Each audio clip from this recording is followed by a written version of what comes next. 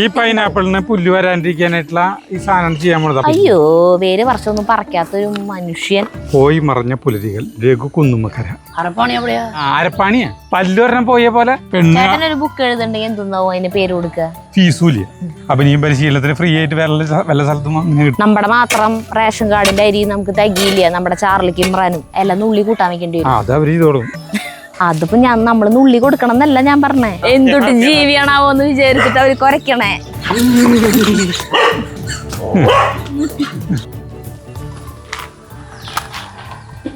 പ്രിയപ്പെട്ടവരെ നമസ്കാരം. ജഗ്ഗു ഊട്ടിയെ പോയി വന്നു. വരുമ്പോ വെച്ചിട്ടുണ്ടായിരുന്നത് അതുവരെ ഊരിയിട്ടില്ലേ കൂളിംഗ് ഗ്ലാസ്. ഇത് വെച്ചിട്ടാണ് രാത്രി ഉറങ്ങിയതൊക്കെ.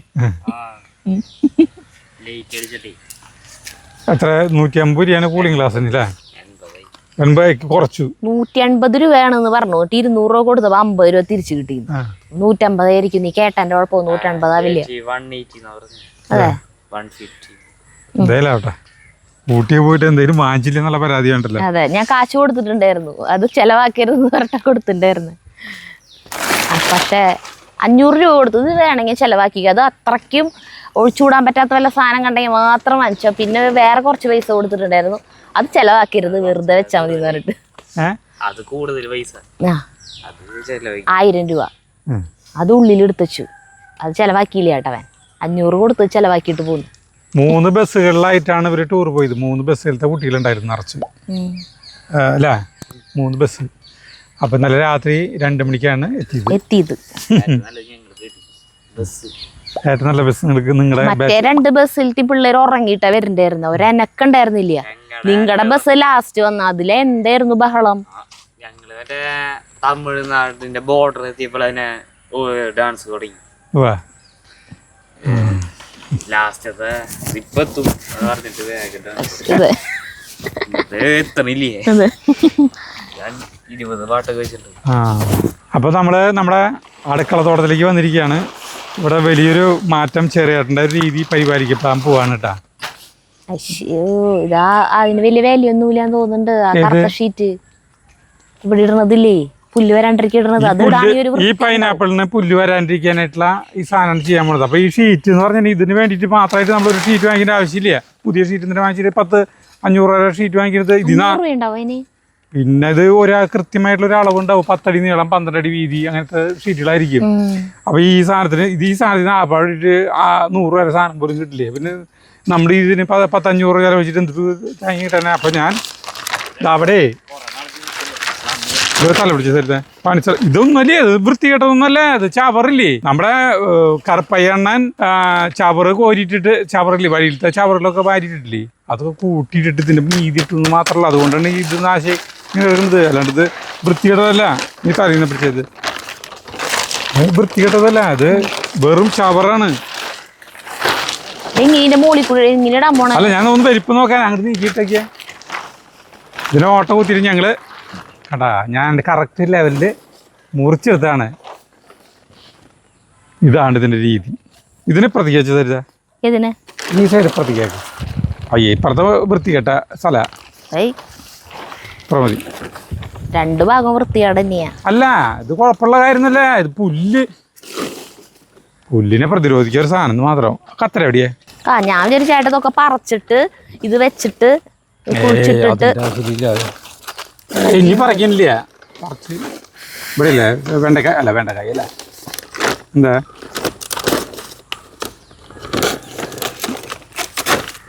ഇതേ ഓരോന്നിൻ്റെ അളവിലാണ്ട് വെച്ചിട്ടാണ്ട് മുറിക്കണം. കടതിന്നാണ്ട് എന്നിട്ട് ഇരിക്കാണ്ട് വെള്ളം ഒഴിച്ച് കൊടുത്താൽ മതിയില്ല. അങ്ങനെ ഫസ്റ്റത്തെ നമ്മൾ ഇതിനാണ്ട് ഇതിരിക്കാണ്ട് എടുക്കണം. ഓട്ടം എന്തായാലും കുഴപ്പമില്ല. ഇതിൽ പുല്ല് തിരക്കില്ല ഉണ്ടാവില്ല. ഇത് വലിപ്പം വേണ്ട, അല്ലെങ്കിൽ വളം ഇതൊന്നും ചേർക്കാനായിട്ട് നമുക്ക് പറ്റില്ല. കണ്ട ഒരെണ്ണായില്ലേ.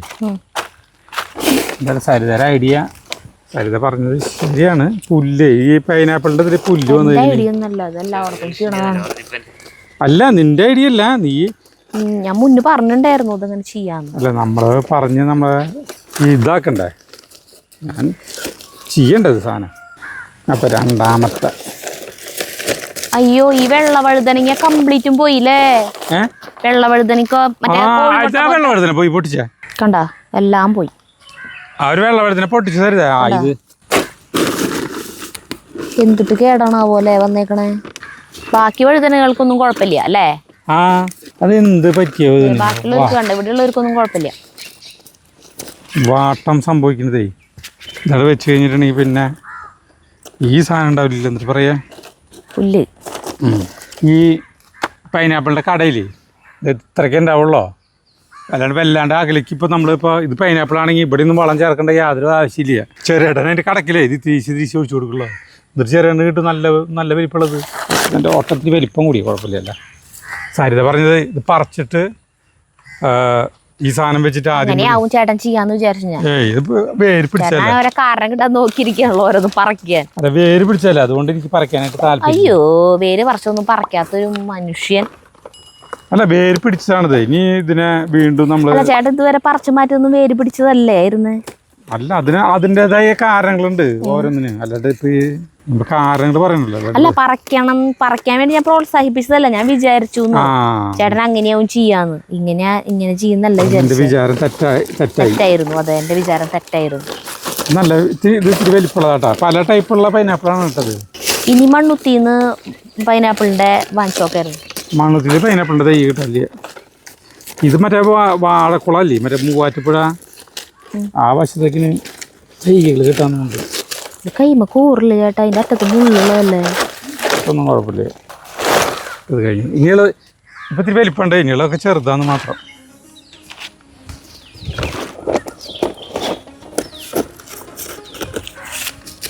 അല്ല ആ വർഷം ഇന്നലെ അടിപൊളി മഴയായിരുന്നു ഇന്നലെ. ഇനി എവിടെ ഇതില്ലേ, ഇതൊരു ചെറുതാണ്, വളരെ ചെറുതാണ്. ചാർലി കുഞ്ഞൻ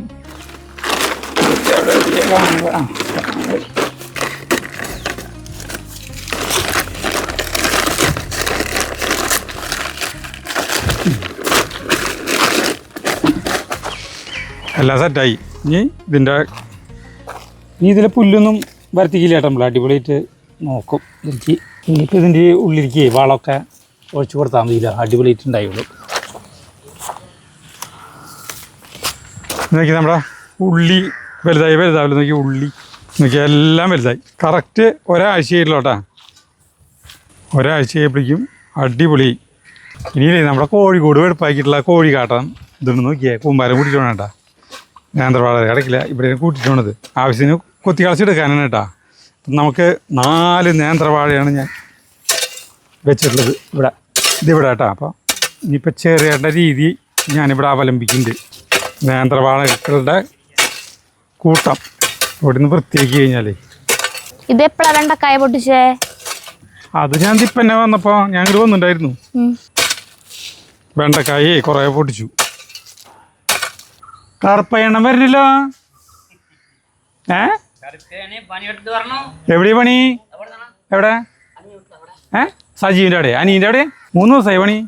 പറമ്പ് വെടുപ്പായിട്ട് മണ്ണെല്ലാം ഊട്ടി കുടി കുത്തില്ല, അത് കുടി കുത്തിയത് മണ്ണെല്ലാം അങ്ങോട്ട് എടുത്തു പറഞ്ഞിട്ട് ഇത് തെങ്ങ് കട പുറ മൂടി, ചവറപ്പുറ അടിച്ച് തെങ്ങ് കട പുറ മൂടി, തെങ്ങുകളൊക്കെ മൂടി ഒക്കെ വെടുപ്പാക്കി നീട്ടാക്കി കഴിഞ്ഞ പണി കഴിഞ്ഞപ്പോ ഇന്നത്തോടുകൂടി കഴിഞ്ഞു. ഇന്നത്തോടെ കഴിഞ്ഞു. അറപ്പാണി എവിടെയാ? അരപ്പാണിയാ? അർബാന ഇവിടെ അവിടെ. അത് അവിടെയാ ചെറിയ അവിടേക്ക് കൊണ്ട് പോയേക്കാ. അവിടെയാ അർബാന തപ്പി വന്നതാ. കാപ്പി കുടിച്ചാച്ചാ? കാപ്പി കുടിച്ചാച്ചു. நம்ம வீட்டுல 4 மணியான வரும். அங்க 4 மணியே 4 மணி சமயானாலே 4 மணி ஆனாலே காப்பி வரும் கொடுக்கும். അവിടെ 4:30 കൊടുത്തു. 4:30 ഉള്ളോ? അരമണിക്കൂർ വൈകി. പോട്ടെ സാറല്ലേ, കൊഞ്ചം അങ്ങോട്ടും ഇങ്ങോട്ടൊക്കെ അഡ്ജസ്റ്റ് പണ്ണലാം. പല്ലു ഒരെണ്ണം പോയ പോലെ പോയിട്ട് കൊറേ നാളായില്ലോ. ചേട്ടപ്പഴ കാണണേ പഠിച്ചിട്ട് കട്ടണം. കട്ടണ 50,000 വേണം. ഫുള്ള സെറ്റ് കട്ട 50,000 വേണം. അപ്പടാ അപ്പൊ ശരി. അപ്പൊ ഭാരത്ത് പോയി നീ മലയാളം പറഞ്ഞാൽ മതി, നമുക്ക് മലയാളം അറിയും, തമിഴ് പറയണ്ട. അമ്പടാ ഓക്കെ ബൈ, പിന്നെ കാണാം. പനിനെ വിളിച്ചോ? പിന്നെ വിളിക്കും. ഞാനേ ഒരു സാധനം കാണിച്ചു തരാം കേട്ടോ. സാധനം വെറുതെ ഒന്നല്ല, ഇതേ 2 കൊല്ലം മുമ്പ് നമുക്ക് ഒരാൾ അയച്ചു തന്നിട്ടുള്ളതാണ് കേട്ടോ. കേട്ടിട്ടുണ്ടാവും, നമ്മൾ മുൻപ് ചെയ്തിട്ടുണ്ടാവും. രഘു കുന്നുമ്മക്കര എന്ന് പറഞ്ഞിട്ടുള്ള ഒരു നാട്ടിൻപുറത്തുകാരൻ, അതായത് പുതുക്കാടുള്ള ആളുടെ കഥകളൊക്കെ എഴുതും. ഞാൻ കുറേ തപ്പി ഇപ്പോഴാണ് കിട്ടിയത്.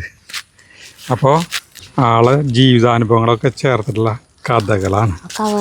എടുത്തിട്ടുണ്ടായിരുന്നു, പൊട്ടിച്ചിട്ടുണ്ട്.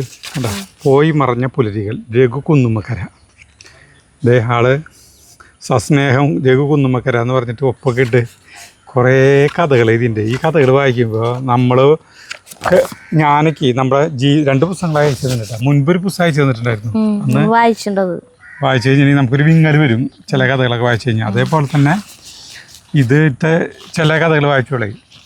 ഇപ്പം ഞാനിപ്പോൾ വെറുതെ ഇരുന്നപ്പോൾ 2 കഥ ഞാൻ വായിച്ചു. വെറുതെ കഥയല്ല, ശരിക്കും പറഞ്ഞ ആളുടെ ജീവിതാനുഭവങ്ങളാണ് കേട്ടോ. അപ്പോൾ ഈ രഘു കുന്നുമ്മക്കര എന്ന് പറഞ്ഞത് ആള് പണ്ട് സ്വർണ്ണപ്പണിയായിരുന്നു. ഒരു സാധാരണ കുടുംബത്തിലത്തെ ഒരു അംഗമാണ്. പിന്നെ ആള് ഈ KS കാലിത്തീറ്റില്ലേ, അവിടെയാണ് ഇപ്പോൾ ചുമട്ട് തൊഴിലാളിയാണ്. അപ്പം അതിൻ്റെ ഇടയിൽ നമ്മുടെ ജീവിതാനുഭവങ്ങൾ ചെറുപ്പത്തിലത്തെ ഇതൊക്കെ അനുഭവിച്ചുള്ള കാര്യങ്ങളൊക്കെ വെച്ചിട്ട് കഥകൾ എഴുതും. ആ കഥകൾ എഴുതി പുസ്തക രൂപത്തിലാക്കി ആ പുസ്തകം എനിക്ക് അയച്ചു തന്നിരിക്കുകയാണ്. എത്ര നാളായെന്ന് അറിയോ പ്രേമേട്ടൻ പറയണു ചേട്ടനോട് ബുക്ക് എഴുതാൻ. ഇതുപോലത്തെ എഴുതാൻ ചേട്ടനും പറ്റില്ലോ, അത്രയ്ക്കധികം ഓർമ്മകളുണ്ട്. നല്ല രസമാണ് എനിക്ക് ഇത് കാണുമ്പോൾ. പ്രേമേട്ടൻ പറയല് നിർത്തി, സമയം കണ്ടെത്തണം നമുക്ക്. അപ്പോൾ ഇതിലത്തെ ഒരു കഥ എന്ന് പറഞ്ഞിട്ടുണ്ടെങ്കിൽ ഒരു മനസ്സിലൊരു ചെറിയൊരു വിങ്ങലുണ്ടാക്കുന്ന ഒരു കഥയാണ്. പണ്ട് സ്വർണ്ണപ്പണി ഉണ്ടായിരുന്ന കാലഘട്ടം. സ്വർണ്ണപ്പണി എന്ന് പറഞ്ഞിട്ടുണ്ടെങ്കിൽ ഈ രഘുവിന് 10-18 വയസ്സുള്ള ടൈമിൽ വയനാട് ഒരു ജ്വല്ലറിക്ക് വേണ്ടിയിട്ട് അവിടെയായിരുന്നു സ്വർണ്ണപ്പണി ചെയ്ത് തുടങ്ങുന്നത്. അപ്പോൾ ഈ മാമൻ്റെ മോനാ അങ്ങോട്ട് ചേട്ടൻ, ആളാണ് പണി നടത്തുന്നത്. അപ്പോൾ ആളെ ഹെൽപ്പ് ചെയ്യാനായിട്ട്, പണി പഠിക്കാനായിട്ട് ഇവനും ഒപ്പം കൂടി. അപ്പോൾ അന്ന് പണികൾ എന്ന് പറഞ്ഞാൽ പണി ഭയങ്കര താര, സീമ, മറ്റേ പരിപ്പ് ചെയ്യാൻ, ഇങ്ങനത്തെ കുറേ ചെയിനുകളുണ്ടാവും. അപ്പോൾ ആ സമയത്ത് ഞാൻ 8 കണ്ണി ചെയ്യുമെന്ന് പറഞ്ഞിട്ട് ചെയ്യാൻ ഇറങ്ങിയിട്ടുണ്ടായിരുന്നു. 8 കണ്ണി ചെയ്യാൻ അത് പോളിച്ചിണ്ടാവില്ല. ഇപ്പോൾ ഒരു 2 പവൻ ഉണ്ടെങ്കിൽ ചിലപ്പോൾ 1 പവൻ്റെ പോളിച്ചി ഉണ്ടാവുള്ളൂ. 1 പവനായിട്ട് തോന്നിയിട്ടുണ്ട്. ഉറപ്പ് ഭയങ്കരമായിരിക്കും 8 കണ്ണി. അത് പണി കഴിഞ്ഞാൽ ഇത്തിരി കഴിവുള്ളവരാണ്. അപ്പം 8 കണ്ണി ചെയ്യാൻ 8 കണ്ണി ചെയ്യാൻ ഈ സ്വർണ്ണക്കടക്കാർക്ക് ഭയങ്കര ആവശ്യമായി. അത് മാനന്തവാടിക്കാർക്ക് ഭയങ്കര ആവശ്യമായി ചെയ്യാൻ. അപ്പോൾ ഇവൻ്റെ ചേട്ടൻ എന്താ ചെയ്ത, ഈ ചങ്ങനാശ്ശേരിയിൽ നിന്ന് അങ്ങോട്ട് ഒരു ബാലേട്ടൻ എന്ന് പറഞ്ഞിട്ടുള്ള ഒരാളെ, സ്വർണ്ണപ്പണിക്ക് വിദഗ്ധനായ ഒരാളെ കൊണ്ടുവന്ന് ഇരുത്തി. 8 കണ്ണി ബാലേട്ടൻ എന്നാ പറയാ. ആളെ ഭയങ്കര രസകരമായ.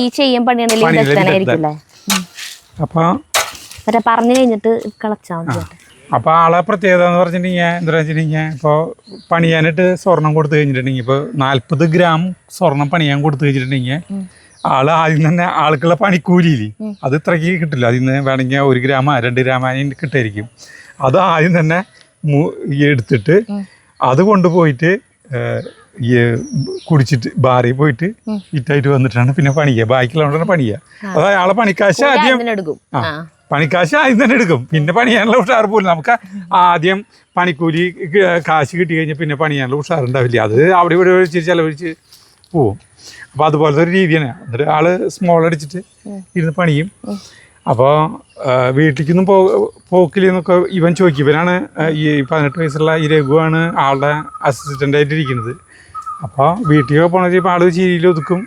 അത് കഴിഞ്ഞിട്ട് കുറേ പണിയില്ലാത്ത ദിവസങ്ങളിൽ ഇങ്ങനെ വെറുതെ നാട്ടിലേക്കൊന്നും വരാൻ പറ്റില്ല. ആഴ്ചയിൽ ഒരിക്കലും, ചിലപ്പോൾ 2 ആഴ്ച മാസത്തിലൊക്കെ ഒരിക്കലും ഇങ്ങോട്ട് വരാം. അപ്പോൾ അവിടെ ഇരുന്ന് ചോദിച്ചു, ചേട്ടന് വീട്ടിൽ പോകണമെന്ന് ആഗ്രഹമില്ലേന്ന് ചോദിച്ചു. വീട്ടിൽ ആരൊക്കെ ഉണ്ട് എന്നൊക്കെ ചോദിച്ചു. അപ്പോൾ ആള് ഒരു പെട്ടി, അവിടുന്ന് ഒരു പഴയ പെട്ടി തുറന്നിട്ട് അതിൽ നിന്ന് കുറേ കത്തുകൾ ഇതൊക്കെ എടുത്തിട്ടുണ്ട് ആൾക്ക് ഇട്ട് കൊടുത്തു. ഫോട്ടോകൾ അങ്ങനെയാണ്. അപ്പോൾ ഒരു ഫോട്ടോ കണ്ടപ്പോൾ നോക്കിയപ്പോഴുണ്ട് ഇയാളുടെ ഫാമിലി ഫോട്ടോ ആണ്. 2 പെൺകുട്ടികൾ, ഒരെണ്ണം വേണമെങ്കിൽ 10ാം ക്ലാസ്, ഒരെണ്ണം ഈ 2 പെൺകുട്ടികൾ, ഒരു ഭാര്യ. ഇവരൊക്കെ ഉണ്ട്. നല്ല ഇത് കണ്ടപ്പോൾ ഇവന് ഭയങ്കര ക്യൂട്ട്നെസ് തോന്നി. അപ്പോൾ അതിലത്തെ ഒരു കത്ത് പൊട്ടിച്ചല്ല തുറന്ന് വായിച്ചപ്പോൾ അതിൽ വീട്ടിലത്തെ ദാരിദ്ര്യത്തെ കുറിച്ചിട്ടാണ് പറയുന്നത്. അതായത് ഈ കടം ഇനി ചോദിക്കാനായിട്ട് ബാക്കി വന്നിട്ട് ഈ പെൺകുട്ടി എഴുതിയുള്ള കത്താന്ന്. അല്ല അപ്പൊ ആ കത്ത് വായിച്ചിട്ട് പിന്നെ മനസ്സേ ആകെ വിങ്ങി. അന്ന് ചെറിയൊരു കുട്ടിയാണ് വേൻ. അപ്പൊ എന്താണെന്ന് വെച്ചിട്ടുണ്ടെങ്കിൽ ഇങ്ങേരാണെങ്കിൽ ഇവിടെ പണിക്കാശ് എല്ലാം കാര്യത്തിന് കിട്ടുന്നുണ്ട്. ആള് ഇവിടെ വെള്ളടിച്ച് പണം കിടക്കാൻ അവിടെ വീട് കുടുംബം എങ്ങനെ കഴിയണ്ടെന്നുള്ളതേ. അപ്പൊ എന്തുട്ടാന്ന് വെച്ചിട്ടുണ്ടെങ്കിൽ ഇപ്പം പറയുന്നത് അവരൊക്കെ ഇപ്പൊ എന്ത് ചെയ്യണ്ടാവും. ബാലേട്ടൻ കുറച്ചാൾ കഴിഞ്ഞപ്പോ ബാലേട്ടൻ ശരിക്കും പണിയാണ്ടായി. ഇപ്പൊ ബാലേട്ടൻ 8 കണ്ണി ബാലേട്ടനെ പറഞ്ഞു വിട്ടുന്നു ചേട്ടൻ. ഇങ്ങനെ വെള്ളടിച്ചും ചെയ്യുന്ന. അപ്പൊ ഇവരൊക്കെ ഇപ്പൊ എവിടെയായിരിക്കും എന്ന് പറഞ്ഞിട്ടുള്ള ഒരു കഥയാണ് എഴുതിയിട്ടുള്ളത്. അപ്പൊ നമുക്ക് മനസ്സിന് ഭയങ്കര വേദന തോന്നുന്നു. കുടുംബം നോക്കാത്ത ഒരു ഫാമിലി, ഒരു അച്ഛൻ അവിടെ നാട്ടില് ഭയങ്കര ദുരിതത്തില് കഴിയുന്ന മക്കളും. അവരിപ്പോ 25 കൊല്ലം മുമ്പുള്ളതാണ് കേട്ടത്. അപ്പൊ 25 കൊല്ലത്തിന് ശേഷം അവരെവിടെയായിരിക്കും എന്നുള്ളൊരു ചോദ്യം ഈ കഥ എഴുതുമ്പോ ആള് ചിന്തിക്കാണ്. അവരൊക്കെ ഇപ്പൊ എന്ത് ചെയ്യും. അതന്നെ. അപ്പൊ നമുക്ക് ചിലപ്പോ ആ പെൺകുട്ടികളൊക്കെ പഠിച്ച് നല്ല നിലയിലേക്ക് നല്ല ജീവിതമായി ഉണ്ടാവും. നല്ല ജീവിതം ഉണ്ടാവും. ബാലേട്ട ഇപ്പൊ എന്ത് ചെയ്യണ്ടാവും. ആള് മരിച്ചു പോയോ ഒന്നും അറിയില്ല ഇപ്പൊ. അതേപോലെയാണ് ഇവിടുന്ന് നമ്മുടെ ഈ പണിസ്ഥലത്തുനിന്ന് 100-400 പിള്ളേരുകളോളം പണി പഠിച്ചു പോയിട്ടുണ്ട്. അവരൊക്കെ എല്ലാ കൊറേ പേരൊക്കെ ഓരോ ജീവിത പ്രാരാബ്ദങ്ങളില് ഇന്നാട് കൊറേ പേരൊക്കെ പണി മാറ്റി. സ്വർണ്ണപ്പണി ഇല്ല. സ്വർണ്ണപ്പണി ഇല്ലാണ്ടായി തുടങ്ങിയില്ല. ഇപ്പൊ നമ്മുടെ ഈ പണിസ്ഥലത്ത് തന്നെ ആഴ്ചയിൽ ഒരു ദിവസമൊക്കെ പണി ഉണ്ടാവും. ആദ്യം എല്ലാ ദിവസവും പണി ഉണ്ടായിരുന്നതായിരുന്നു.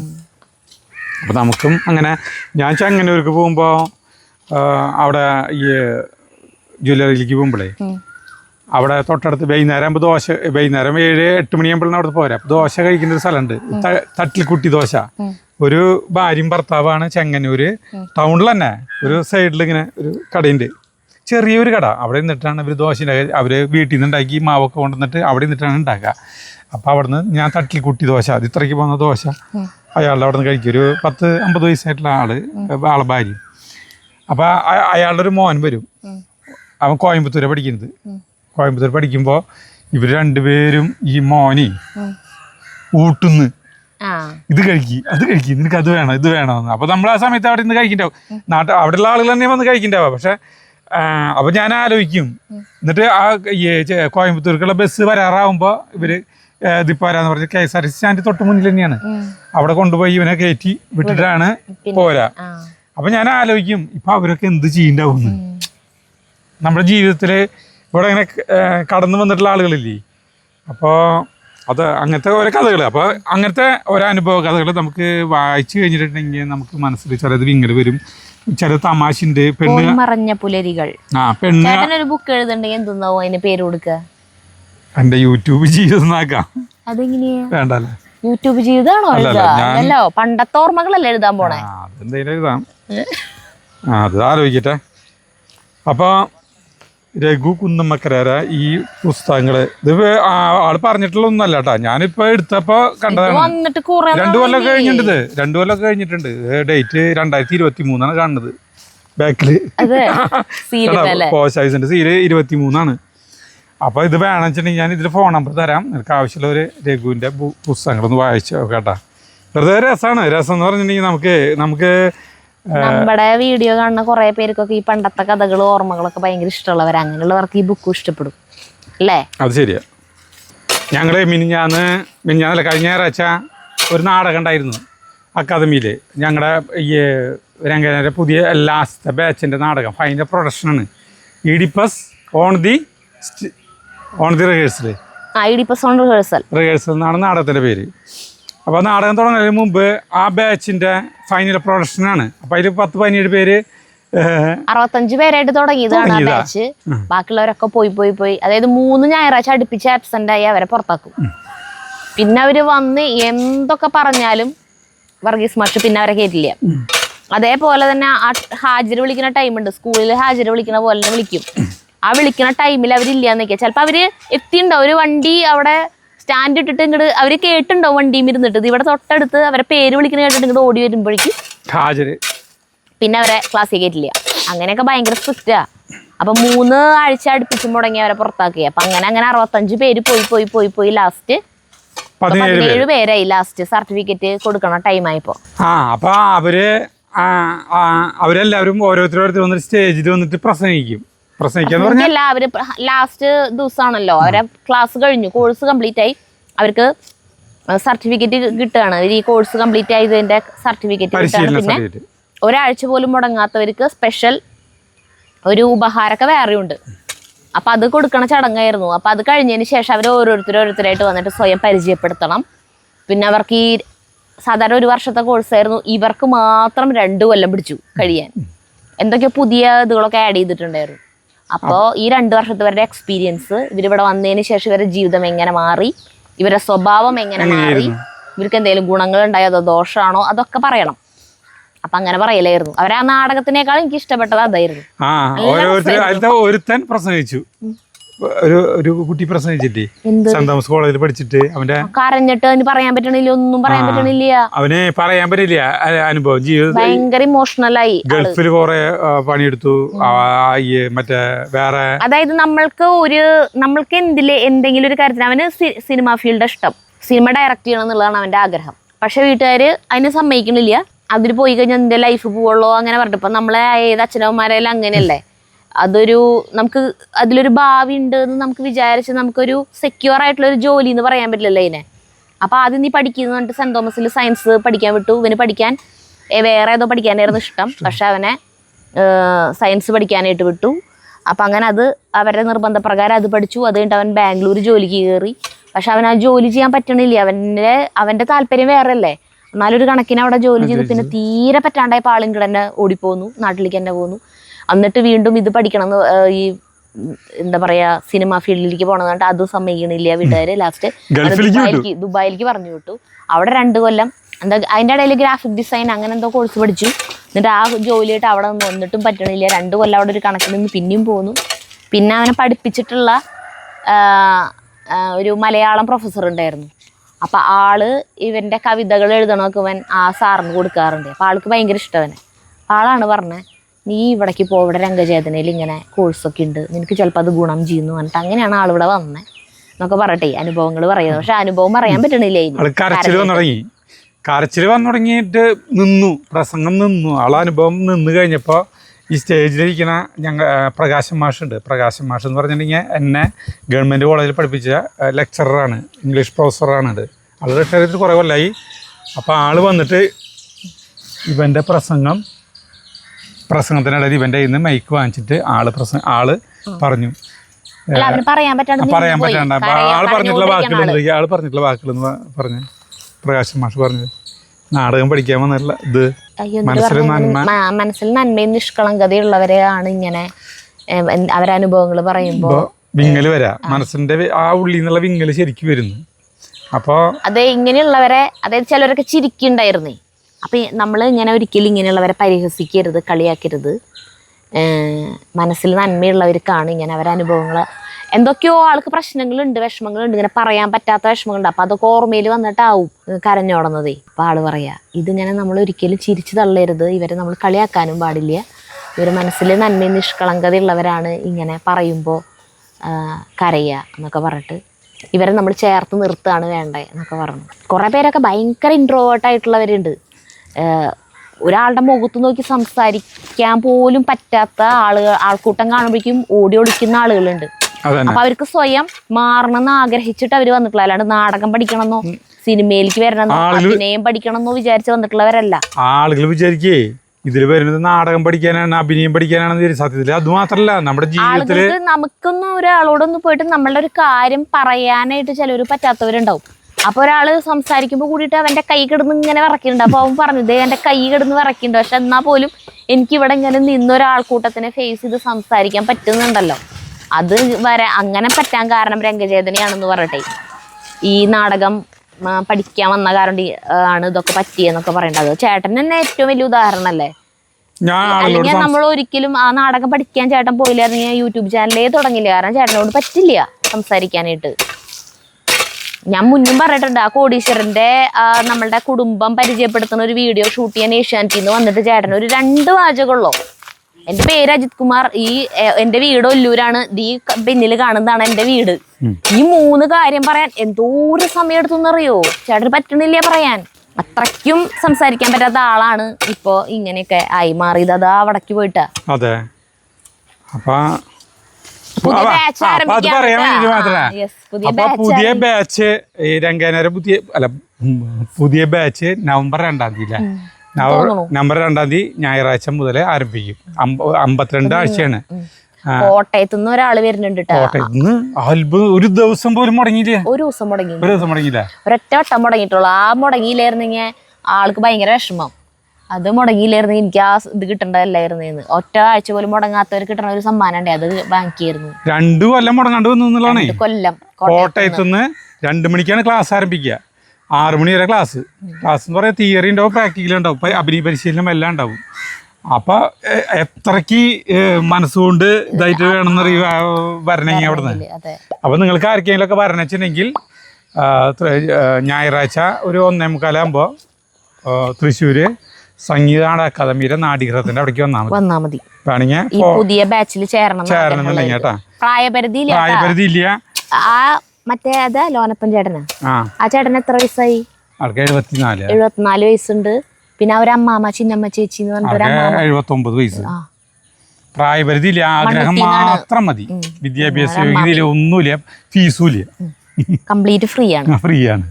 അഭിനയം പരിശീലനത്തിന് ഫ്രീ ആയിട്ട് വല്ല സ്ഥലത്തും അങ്ങനെ കിട്ടും. നമ്മളെ പഠിപ്പിക്കണ വലിയ വലിയ പ്രൊഫസർമാരുണ്ട്, അവർക്കൊക്കെ പൈസ കൊടുക്കുന്നുണ്ട്. അവർക്ക് പൈസ കൊടുത്തിട്ടാണ് കേട്ടോ അവര് നമുക്ക് ക്ലാസ് എടുക്കാൻ വരാം. പക്ഷെ നമുക്ക് ഫ്രീയാ. അങ്ങനെ അപ്പൊ ഞാൻ പഠിച്ച 11-ാം ബാച്ചാണ്. ഇപ്പൊ കഴിഞ്ഞത് 18-ാം ബാച്ചാണ്. ഇനി വരുന്നത് 19-ാമത്തെ ബാച്ചാണ് വരുന്നത് കേട്ടാ. കോവിഡിന്റെ ടൈമിൽ അങ്ങനെ ഉണ്ടായിരുന്നില്ല അല്ലേ? ആ സമയത്ത് നിന്നൂലോ. ഇപ്പൊ ഞാൻ നോക്കിയാൽ ഇവിടെ ഈ വാളര അവിടെ ഈ കോഴിക്കാട്ടൊക്കെ നിരത്തിയിട്ട്. അയ്യോ, ഇതിന്റെ കടയ്ക്ക് ഇത്ര അധികം കോഴിക്കാട്ടിട്ട് കൊടുത്തു കഴിഞ്ഞിട്ടുണ്ടെങ്കിൽ അല്ല, ഇതിന് ആവശ്യത്തിന് എടുക്കും ഇവിടുന്ന്. ഇതിങ്ങനെ പരത്തി കിടക്കാനാ.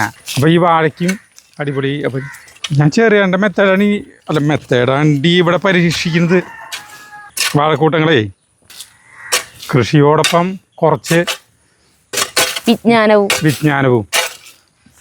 മോശമല്ലട്ടാ. നാടകം പഠിക്കുന്ന ആളുകളുടെ ധാരണ വളരെ മോശം ധാരണ ഇതെന്നുള്ളത് പണ്ടുണ്ടായിരുന്നു. അതൊന്നല്ല. നാടകത്തിലൂടെ നല്ല മനുഷ്യനെ സൃഷ്ടിക്കുക എന്നുള്ളതും കൂടി ഉണ്ട്. അല്ലാണ്ട് വെറുതെ നല്ല മുരിങ്ങരല്ലേ, ബെസ്റ്റ് മുരിങ്ങരല്ലേ. മറ്റേതുപോലെ വെട്ടി നിർത്തിയതുപോലെ എല്ലാതിനും കിട്ടും. അപ്പൊ നമുക്ക് എപ്പോഴും പൊട്ടിക്കാൻ തോന്നി. ഇപ്പൊ കാണുമ്പോ പൊട്ടിക്കാൻ തോന്നില്ലേ? നാളെ എന്തായാലും പരിപ്പ് മുരിങ്ങരലും വെക്കാം. വെച്ചോ. കുറച്ച് പയർ അവിടെ ഇവിടെയൊക്കെ നിൽക്കുന്നുണ്ട്. ഞാൻ കുറച്ച് വെണ്ടക്കായ അവിടെ പൊട്ടിച്ചിട്ട് വെച്ചിട്ടുണ്ട്. സരിത ഞാൻ കണ്ടു. ഇപ്പൊ പയർ വലുതായി തുടങ്ങിട്ടാ. പയർ വലുതാവണ്ടാ. ഇതുമ്മലുണ്ട് പെട്ട് പയറ്. ഇതുമ്മലുണ്ട് പയറ്. ഇതുമ്മ ചിലത് അത്ര വലിപ്പല്ല, എന്നാലും ആയി വരുന്നു. പൊട്ടിച്ചോ. ഇത് മറ്റേ വൈലറ്റ് ആയിരുന്നെങ്കിൽ എന്തൊരു ഭംഗി ഉണ്ടായനല്ലേ ഈ ഉണ്ടമല്ലി കാണാൻ. വെള്ളനെ കാണാൻ വല്ല ചൂണ്ടാ. ഇത്രക്ക് കിട്ടി. ഇനി ഇതിന്റെ ചുറ്റും നടന്നു കഴിഞ്ഞാൽ വീണ്ടും കിട്ടൂട്ടാ, നമ്മുടെ കണ്ണിയപ്പെടാണ്ട്. കൊത്തമല്ലി ഉണ്ടാവും പൊട്ടിക്കാൻ. പൊട്ടിച്ചോ. ഇത് തത്തമ്മകളുടെ കണ്ണിൽ ഇതുവരെ പെട്ടിട്ടില്ല. തത്തമ്മകളുടെ കണ്ണിൽ ഞാൻ പെട്ടിട്ടില്ല. എന്താ ഇത് ഇപ്പന്നെ പറഞ്ഞോളൂ. ഇതേ തത്തമ്മകൾ വന്ന് തിന്നിട്ട് നോക്കിയേ. മണികള് ചീര കുറച്ച് മുറിക്കണ കേട്ടാ. ഇഷ്ടം പോലെ ഉണ്ട് ചീര വീട്ടിലേക്ക് കൊണ്ടുപോകാനേ. വീട്ടിലേക്ക് കൊണ്ടുപോകാനാണ്. അമ്മ അങ്ങോട്ട് ചെല്ലാൻ പറഞ്ഞിട്ടുണ്ട്. അവിടെ കുറെ അരി വാങ്ങിച്ചു വെച്ചിട്ടുണ്ടെന്ന്, റേഷൻ അരി. നമ്മുടെ മാത്രം റേഷൻ കാർഡിന്റെ അരി നമുക്ക് തികയില്ല, നമ്മുടെ ചാർലിക്ക് ഇമ്രാനും ചോറ് വയ്ക്കാനേ. അപ്പൊ അവിടുത്തെ റേഷൻ കാർഡിന്റെ അരിയും കൂടി കൊണ്ടുവരും. അപ്പൊ അരി വാങ്ങിച്ചു വെച്ചിട്ടുണ്ട് എന്ന് പറഞ്ഞു. ചീര അല്ല, ഇവിടെ നിന്ന് പോകുമ്പോ മുറിച്ചാൽ മതി. നമ്മൾ പൂവാറാവുമ്പോ അല്ലെങ്കിൽ ഒക്കെ വാടും. ഇവിടെ പപ്പായ നോക്കിയേ. പപ്പയൊക്കെ അടിപൊളിയല്ലേ. ഇത് പൂവിട്ട് തുടങ്ങിയിട്ട് ചെറുതായിട്ട് പൂവിട്ട് തുടങ്ങി. ഞാൻ കുന്നതാ വെച്ചോണത് കടാ. നല്ല ഉയരത്തിൽ വെച്ചോണത് തന്നെ. അടി കുഴപ്പമില്ല. ഇനി അല്ല ഇപ്പം നീ കുഴപ്പമില്ല, വർഷകാലം ആകുമ്പോഴാണ് കുഴപ്പം വരാ. ചീരേ ഇങ്ങനെ നിന്ന് കഴിഞ്ഞിട്ട് വേണ്ട, ബെസ്റ്റ് ചീരയാണ്. മൂത്ത് വരെ പെട്ടെന്ന് അത് പിടിക്കരുത്. പയറൊരു സ്ഥലത്ത് വയ്ക്കും. അല്ല ഇത് മുള്ളൻചീരയാണോ? മുള്ളൻചീരയില്ല, അത് നാടനും മറ്റേനൊക്കെ ആയിട്ടുള്ള മുള്ളൻചീര വേറെയാണ്. ഇതേ മുറിച്ചില്ലെങ്കിൽ എന്താ വെച്ചിട്ടുണ്ടെങ്കിൽ കുറെ കഴിയുമ്പോൾ അത് വലിപ്പം കൂടി കതിരി വന്ന് ഇതായി പോകും. മുള്ളൻചീര എനിക്കിങ്ങനെ പിടിക്കാൻ പറ്റുമോ? മുള്ളൻചീരയാണ് അതൊക്കെ നിറച്ച്. സുജിതയ്ക്ക് ചീര വേണോന്ന് ചോദിച്ചു നോക്കാം. അവള് പൂവാറായിണ്ട്. സുജിത അവിടെ പണിയുണ്ടല്ലേ. ഈ ചീരകള് തണ്ട് എടുക്കാൻ പറ്റില്ല. എന്നിട്ട് തണ്ട് ഭയങ്കര മൂത്തതാ, എല്ലാം നുള്ളി കൂട്ടാൻ വെക്കേണ്ടി വരും. അത് അവര് ചെയ്ത് കൊടുക്കും. അതിപ്പോ നമ്മള് നുള്ളി കൊടുക്കണം എന്നല്ല ഞാൻ പറഞ്ഞേ. അല്ല അങ്ങനെ വേണ്ടി വരുന്ന പറഞ്ഞതാ. പക്ഷെ ഇത് ഭയങ്കര ടേസ്റ്റ് ആണ് ഈ ഇല. മറ്റേ ചീരനേക്കാളും ഭയങ്കര ടേസ്റ്റ്. ഈ ചീരയല്ല അത്. കണ്ടോ ഇവിടെ കണ്ട ഇത് ഈ ചീരയുണ്ട്. ഈ ചീര അല്ല ചീര, ഇത് വേറെ ടൈപ്പ് ചീര. കൊത്തമരീൻ്റെ ഇട്ടപ്പെട്ട് ഞാൻ സരിത ആ സരിതരാമ എങ്ങനെയാണെന്ന് വെച്ചിട്ടുണ്ടെങ്കിലേ ചീര ഒരു തണ്ട് പോലെ ഒരു തണ്ടുണ്ടാവും. അതിൻ്റെ അവിടെ ഇവിടെ 4-5 ഉണ്ടെങ്കിലും അതൊക്കെ ഓരോന്നുള്ളി പിറക്കി അങ്ങനെയല്ലേ ചെയ്യാ. എല്ലാം പുഴുണ്ടോന്നൊക്കെ നോക്കി, അങ്ങനെ ഞാനും അങ്ങനെ തന്നെ കണ്ണാട വെച്ച് നോക്കി, പുഴുണ്ടൊക്കെ നോക്കി, അപ്പുറമൊക്കെ ഇലയുടെ അപ്പുറം നോക്കി, എന്നിട്ട് അല്ല കൂട്ടാൻ വയ്ക്കാൻ നമ്മള്.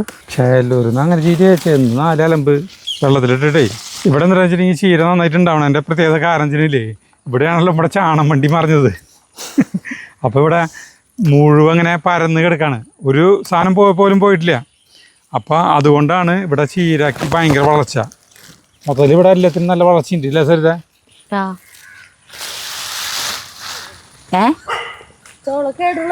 ചോളം കേടല്ല, അണ്ണാറ കണ്ണം തിന്നിട്ട്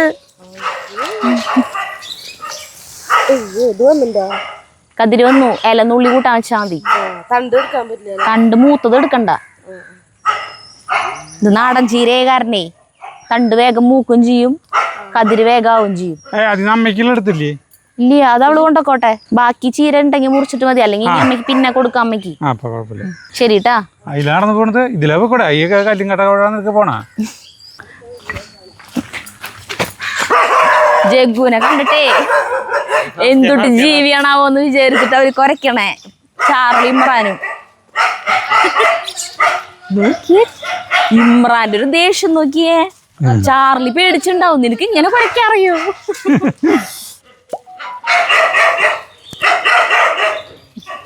ചാർലിക്ക് മനസ്സിലായി. ഇല്ലില്ല, കൈ കൊണ്ട് കഴിക്കണ്ട. വേണ്ട, ചാർലിക്ക് മനസ്സിലായി. ഇമ്രാനെ എന്നെ തട്ടിയിട്ടില്ല.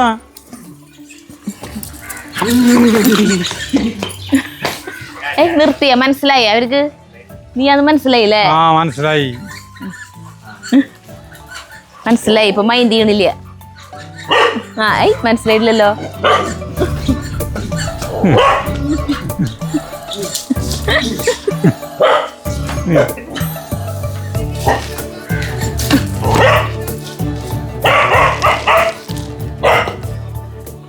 ഓ എന്തായാലും ഇമ്രാന്റെ ഒരു കുരക്കണത് കേൾക്കാൻ പറ്റി.